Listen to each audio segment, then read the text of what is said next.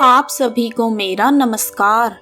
आज मैं आप सभी के समक्ष कार्तिक महात्म्य का दूसरे दिन का पाठ कर रही हूँ। आइए शुरू करते हैं।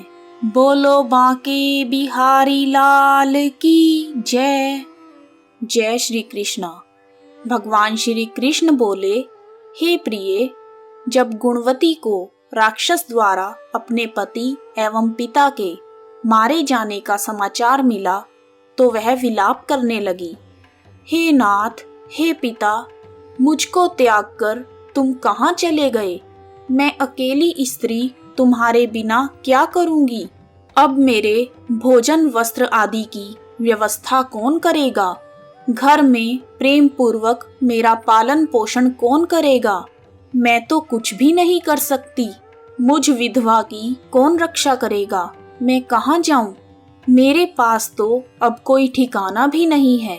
इस प्रकार विलाप करते हुए गुणवती चक्कर खाकर धरती पर गिर गई और बेहोश हो गई। बहुत देर बाद जब उसे होश आया तो वह पहले की भांति विलाप करते हुए शोक सागर में डूब गई। कुछ समय बाद जब वह संभल गई तो उसे ध्यान आया कि पिता और पति की मृत्यु के बाद मुझे उनकी क्रिया करनी चाहिए जिससे उनकी गति हो सके। इसलिए उसने अपने घर का सारा सामान बेच दिया और उससे धन अर्जित करके उसने अपने पिता एवं पति का श्राद्ध आदि कार्य किया। तत्पश्चात वह उसी नगर में रहते हुए आठों पहर भगवान विष्णु की भक्ति में लीन रहने लगी।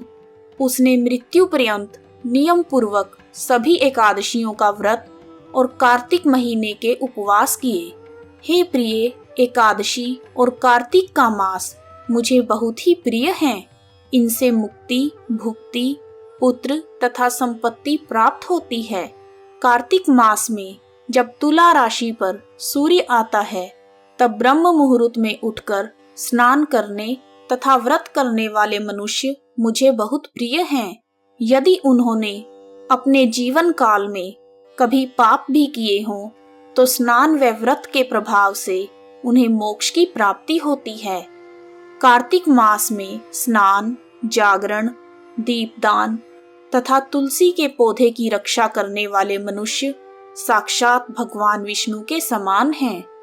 कार्तिक मास में मंदिर में झाड़ू लगाने वाले, स्वास्तिक बनाने वाले तथा भगवान विष्णु की पूजा करने वाले मनुष्य जन्म मरण के चक्कर से छूट जाते हैं।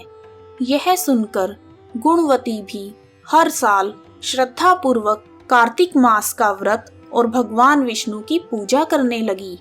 हे प्रिय, एक बार उसे बुखार हो गया और वह बहुत कमजोर भी हो गई। फिर भी वह किसी प्रकार गंगा स्नान के लिए चली गई। वह गंगा तक पहुंच तो गई, परंतु सर्द ऋतु के कारण वह बुरी तरह से कांप रही थी। इस कारण वह बहुत शिथिल हो गई। तब मेरे दूत उसे मेरे धाम में ले आए। तत्पश्चात ब्रह्मा आदि देवताओं की प्रार्थना करने पर जब मैंने कृष्ण का अवतार लिया तो मेरे गण भी मेरे साथ इस पृथ्वी पर आ गए, जो इस समय यादव हैं। तुम्हारे पिता पूर्व जन्म में देव शर्मा थे, जो इस समय सत्राजित हैं। पूर्व जन्म में चंद्र शर्मा, जो तुम्हारा पति था, वह डाकू है। और हे देवी, तुम ही वह गुणवती हो। कार्तिक मास के व्रत के प्रभाव के कारण ही तुम मेरी अर्धांगिनी हुई हो। पूर्व जन्म में तुमने मेरे मंदिर के द्वार पर तुलसी का पौधा लगाया था। इस समय वह तुम्हारे आंगन में कल्प वृक्ष के रूप में विद्यमान है। पूर्व जन्म में जो तुमने दीपदान किया था, उसी कारण तुम्हारी देह इतनी सुंदर है और तुम्हारे घर में साक्षात लक्ष्मी का वास है। तुमने पूर्व जन्म में अपने सभी व्रतों का फल पति स्वरूप विष्णु भगवान को अर्पित किया था। उसी के प्रभाव से इस जन्म में तुम मेरी प्रिय पत्नी बनी। पूर्व जन्म में तुमने नियम पूर्वक जो कार्तिक मास का व्रत किया था, उसी के कारण मेरा और तुम्हारा कभी वियोग नहीं होगा। इस प्रकार कार्तिक मास में व्रत करने वाले मनुष्य मुझे तुम्हारे समान प्रिय हैं।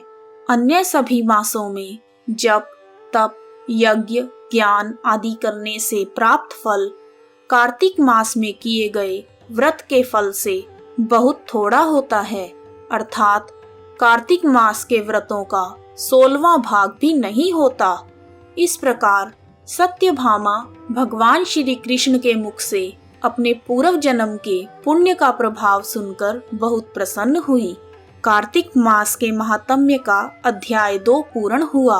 श्री कृष्ण गोविंद हरे मुरारी, हे नाथ नारायण वासुदेवा। श्री कृष्ण गोविंद हरे मुरारी, हे नाथ नारायण वासुदेवा।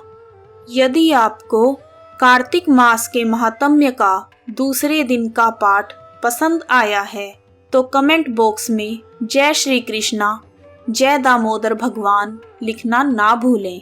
आप सभी का हार्दिक धन्यवाद। जय श्री कृष्णा।